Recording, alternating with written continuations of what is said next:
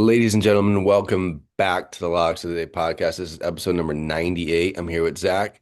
Uh, we got some college basketball, NBA, NHL last week, or two podcasts ago, or 2 days ago, one podcast ago. We went 5 for 6. Zach went 3 for 3. I went 2 for 3.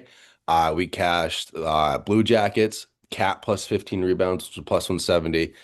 We cashed Ducks money line, cashed Loyola Chicago money line, cashed Isaiah Collier over 23.5 PRA. And the only pick that missed was UT Martin minus 5.5. They won by 3. They just didn't cover spread.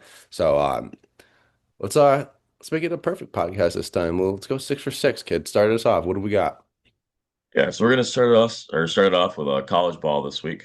We're doing a two star. It's gonna be West Virginia plus 6.5 at a minus 130. We're taking up 1 point in this one. West Virginia takes on Cincinnati on the road tonight. West Virginia's 5-4 in conference play, 14-8. Cincinnati's 11-11, 3-6 in conference play. These two teams have already squared off. West Virginia actually won this game, won the first matchup by 2. But in this matchup alone, I do think these two teams are very even, although the lines don't really show it in this.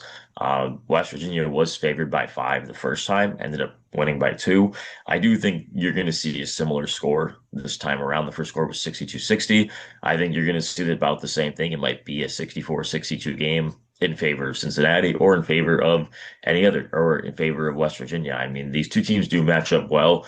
Cincinnati is a good defensive team where they do a good job at covering the 2-pointer, covering the 3-pointer. They do a good job with defensive and offensive rebounds. They rank in the top 100 in assist to turnover ratio. I mean, pretty much you name it, defensively, they're great. You go to the offensive ranks for Cincinnati, they might be in the 300s in almost anything. This team sucks offensively. I'm talking last in 3-point percentage, 341, 355 and free throw percentage, 358 and field goal percentage. It's like it just keeps going down. They're a really good defensive team, but they're really bad offensively. And you kind of swing it over to West Virginia defensively, similar. They're top 20 in defending the 2-point shot. Field goal percentage wise, they're in the top 50 on defense. Points against West Virginia's top 10 in the country. But these guys do a really good job at, two teams playing defense. And then you look at West Virginia's offensive ranks, and they're in the 200s, the 300s. They do a decent, their top 100 3-point percentage, but I feel like these two teams match up very well. And both these teams playing about the same kind of basketball. West Virginia has won 3 out of 5. And then looking at it now, yeah, and then Cincinnati's won 2 out of 5, or they've lost 3 out of 5, however you want to put it. But I feel like these two teams are very even. I feel like that first game kind of showed that. I do think that with both these teams getting pretty much new teams, getting transfers, what have you, they're all adjusting at this point. And these conference games now have been getting a lot closer, especially these teams that are more so evenly matched. I do think that 5.5 points is a little bit too much, but I do think that 6.5 does benefit them. That's why I'm willing to go with the extra point, just to make sure that, we're on the safer side. I mean, we saw it last night. Our 3-star was Texas A&M versus Alabama, and they were giving Texas A&M 9 points, two high scoring teams in a conference game. Yeah. That's tough if you're Alabama to beat a really good team like A&M. And I feel like these two teams here, a little bit evenly matched. So, and I think that would be the way to go in this one. I think West Virginia plus 6.5. I think they're getting too many points, minus 130. I think they're too good to lose this one by more than 6.5. So we're gonna roll with them as a 2-star and kick it over to you for the 3. Yes, sir. Sounds good. 3 star is going to be Mercer minus 5.5 at a minus 110. They're playing Chattanooga. Mercer's 15-8. They're 7-3 in conference. Chattanooga's 9-14, 3-7 in conference. Mercer's 7-1 their last 8 games. Chattanooga's on a 4-game losing streak. Mercer's just a way better team here. They're top 25 in points per game. Chattanooga ranks bottom 213. Mercer's in the top 100 for field goal percentage. Chattanooga's 254. Mercer's top 36 in rebounds. Chattanooga's nowhere to be found. Chattanooga's, I think, 294 out of 365. Like, they're just horrible. Like, they're just bottom of a barrel team. Mercer's top 40 in steals, and Mercer's actually the third best team against the spread in all of college basketball, hitting at 16-4. Yeah, they hit at 80% here. So I'm gonna ride Mercer. They're hot, minus 5.5, lock it in at minus 110. And we'll start with some NHL. Yeah, so we'll fire it over to NHL. So for the two start for that, we're going Flyers money line plus 110. Um, Going up against the Senators tonight. There it is. And going up against the Sens, these two guys have faced off before. Both these teams right now fighting for a playoff spot as well. Flyers with 60 points, Senators with 61 points. Senators are actually 2-0 in the season series, which is why I like the Flyers here. Flyers get one tonight on home ice. They are also plus money on home ice. Then I do think that the Sens have started to play better, despite all the allegations, everything going on in that locker room. Them really having no goalie either. I mean, I feel like they've done a good job. They did string together 4 wins in a row, and then they ended up losing to the Hurricanes, so that was their last one. The Flyers are kind of in the opposite. The Flyers had lost 4 in a row and then got a win in their last game to kind of break that. But both these teams are very competitive. I do think that it's going to be a scrappy game, and each game has been decided by one goal. Sens won the first game. I believe it was literally like the first game of the year, almost October 23rd, 2-1. And then they won 2 weeks later in Philly, 3-2. So these games have been close. They're very competitive, but I do think that the Flyers will be able to score. I mean, in the games that the Senators are winning, they have been able to find a way to do well defensively, but it's going to have to be their defense only because of the fact that when you look at the games where they have James Reimer, one of the other guys in net. They do well as a goalie, but these guys just throw shots at him. Like looking at those games, James Reimer has faced about 32 shots a game, which is, it's normal in a sense, but at the same time, the Senators have to do a better job at blocking shots and getting less shots on net. James Reimer has done pretty well so far in his time. We don't know who's going to start tonight. It could be either one of their three goalies. I would assume it's going to be Reimer, if not Reimer could be one of the others, but they're just not listed. So that's why I'm just saying James Reimer. But I would say Ottawa does rank in the bottom half in goals against. They average about 3.3 goals against. Flyers average about 3 goals a game. The big one I'm looking at here too is going to be power play goals against and power play. So Ottawa's very good on the power play. I would say Philadelphia is decent, but they're much better on the penalty kill than they are on power play. So if they limit Ottawa's chances, and if they can create some chances of their own, I do think our Philly does have a chance in this one. I do think, looking at it again, Philly does average 26 shots a game. They also do a great job of not only blocking shots, but Ottawa struggles at blocking shots at 29 in the league. So they have to put shots on net if they want to win tonight. I think if we get another high scoring game, because the over hasn't hit in this series yet, we could see a 4-2, maybe 5-3 kind of game, maybe even 5-2 kind of game. But I do think it's going to be close. I don't think the Flyers are going to blow these guys out by any means. But at the same time, I do think the Flyers will get a win. This is going to, help them get back on track. The Sens did win 4 in a row to get back into playoff contention. But I think the Flyers kind of need this one more right before the break just to give themselves a little extra motivation, a little boost. And doesn't hurt to be a plus money on home ice. So Flyers plus 110 as the 2-star. We're going to rock with that. And we're sending it over to you for 3-star. All right. Yeah, 3-star for tonight will be Hurricanes three-way money line. They gotta win in regulation. So it's a minus 145. They're playing the Rangers. Hurricanes are 7-3 in their last 10. Rangers have been struggling all year. Like honestly, they're really struggling as of recent. They're 3-14 since the Christmas break. Like they've been horrendous. Like 3-14 for the Rangers. Like that's terrible. Uh, they just got rid of Panarin the other day, their top point getter. Fox, their best defenseman, still out. Shesterkin, their starting goalie, he's still out.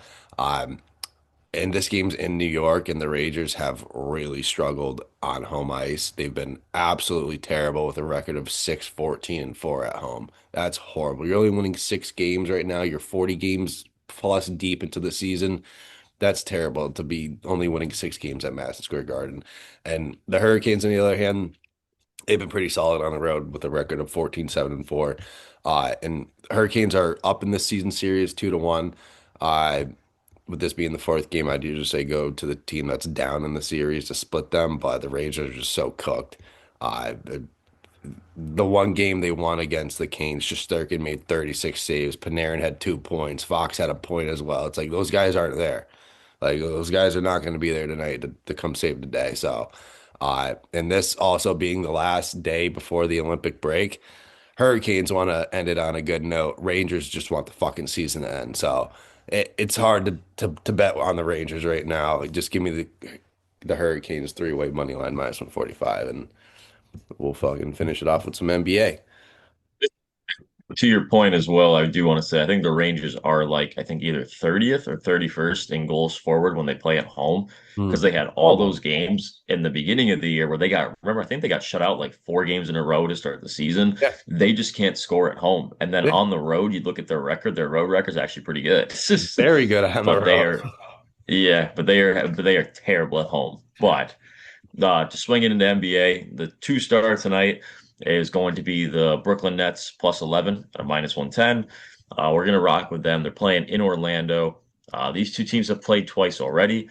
The Magic won the first game 105-98. Magic actually did cover that game as well. This game was at the beginning of the year. The Magic had some guys out. I'm seeing that the spread in that one was 6.5, so they barely covered it. Then the second game they played in Brooklyn. Magic won that game 104-103 in overtime. So these guys have played some close games. I do think, being that this line is high, I do think that the Magic win this game. But because these teams have played such close games and the Nets don't really have too many, like really anyone out, I think the Nets are going to cover this. I can see a reason why. I think the Magic have kind of struggled without Franz Wagner to score. I think that's been a huge part of the absence of their offense. I mean, the guy is one of their all-stars. I mean, if not a potential all-star, and he's been out. On the Nets side of things, they just have Cam Thomas out, but he hasn't been as impactful as he was last season, being that he's been coming off the bench and the Nets had like 4 first-round picks. So all those guys are sharing and splitting spot rotations in the lineup. And then you also have Michael Porter Jr., who just doesn't swing the rock at all. That dude is throwing up contested threes. And honestly, I'm impressed that he does actually make like a good amount of them. So, but having that guy in there, like he's averaging 25 a game. He's also leading them in rebounds as well. So I do think looking at the Nets statistically and looking at who they have out there, a lot of them are young, but these guys are about 10 to 11 guys deep, even with injuries, just because they've always got someone that can fill in. And I mean, you look at their game against the Lakers last game, they played a rotation of 10 guys, and 10 guys almost played over 20 minutes. And I do think they have the depth. They also have the height. I know I mentioned it when they played the Nuggets a couple podcasts ago. They're a top rebounding team in the league because of all the height they have. Just because they got Noah Clowney, they have Nick Claxton, they have Duron Sharp, they got Danny Wolf. They've got, you name, I think they have 3 guys over 7 feet. So these guys have no issues rebounding, no issues getting down low, and they're a solid team. I don't think, I mean, obviously we look at the record 13-36, but this is going to be a solid team in about a year or two, is what I should say. The Magic are kind of in win now mode. They've got good pieces, but these guys can't stay healthy. And this is one of those games. Magic will probably take this one, but I think the Nets are going to keep it close. They're going to cover. I mean, you could see a guy, I would say like maybe like an Igor Demon, a rookie out of BYU. You could see him easily put up some numbers tonight. Also, wouldn't shock me to see Zaire Williams come off the bench, put up a good 10 to 15 for the Nets. But I do think where the Magic are going to hurt is the Magic have struggled with 3-pointers this season. They have been pretty much just bailed out by Desmond Bane. Desmond Bane's been pretty decent for the most part from three. The rest of the team, not so much. They rank 24th in 3-pointers. But I think it's going to be a good defensive game because the Nets are solid defensively. The Magic are solid defensively, which is why you've seen 2 games that have barely hit 100 points, which is why I can't really see this game getting out of hand too much because these two teams are pretty even on the defensive end.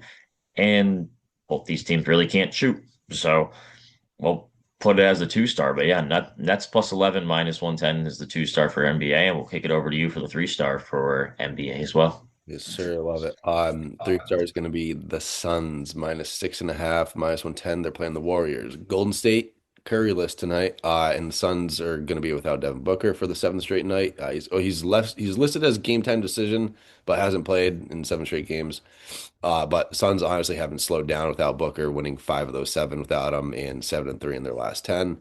Dylan Brooks has picked it up for them, scoring without Booker. His last 6 games, he's averaging 25 points, dropping a 40 piece in that stretch. But Warriors without Curry this year, they're 4-7, and Warriors are also a bottom 10 team when it comes to covering the spread, and the Suns are the best team in the league covering the spread, hitting at 66%. Hard to fade a team that's winning and covering spreads when their star player is out. So I'm gonna ride with the Suns. Keep it short and sweet. Suns minus 6.5, minus 110. Lock it in. Let's go 6 for 6 tonight. Not 5 for 6. Let's sweep it up. Got anything else out here, kid? Oh yeah, just check those injury reports, get those lines when they come out. I mean, we had an instance last week. Luckily, it didn't matter because he hit it by a mile. But Isaiah Collier, the Jazz made an 8-player trade the day I just happened to pick the Jazz on the podcast Tuesday, and his line went up 25%. It went from 23.5 to 29.5. So I know some of you guys sent messages, and it was like, well, Yeah. I I didn't know. Still cash.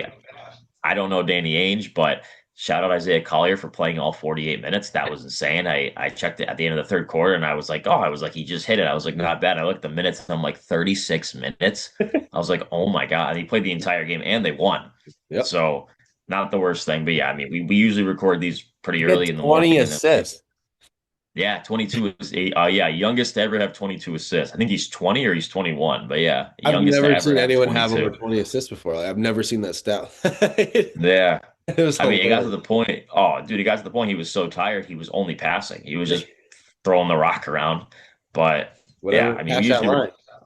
oh yeah, I mean, we usually record these pretty early, so we get them up probably at around 9 a.m., 10 a.m. But yeah, just stay on top of it because it is trade deadline season for both sports, so these lines will change. I mean, knowing my luck, I can already see the Brooklyn Nets making a massive trade today. Michael Porter Jr. is going somewhere. I can tell you that. So. Flyers are about to dump their entire team. Yeah. Well, we'll throw them away. But yeah, just make sure you guys are on top of that. Just making sure that we're trying to get those lines early for the value because anything can change, anything can happen. But luckily we did cash those picks. So nothing went wrong. But as you know, things can always happen. So, but yeah, that's about it. But thanks for all the love. Appreciate it. So Yes, sir. yeah. Wrap up today's podcast. Podcast 98, closing in on 100. Yeah, get those picks in, and we'll see you next week. Peace.